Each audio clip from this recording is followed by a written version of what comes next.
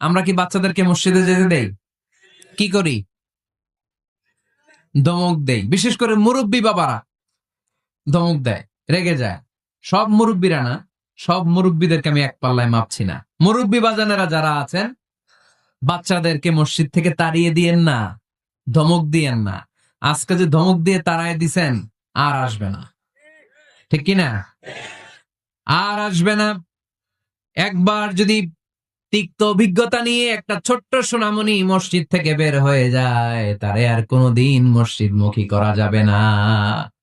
আর ওরে যদি আপনি একটা চকলেট দেন, প্রত্যেকটা ইমাম সাহেবের উচিত মসজিদে চকলেট নিয়ে যাওয়া। বাচ্চা দেখলেই চকলেট দিতে হবে। ঠিক কিনা? ওর স্মৃতিতে এটা থাকবে, বড় হয়ে গল্প করবে আমাদের এলাকায় এক ইমাম ছিল, চকলেট দিত আমাদেরকে।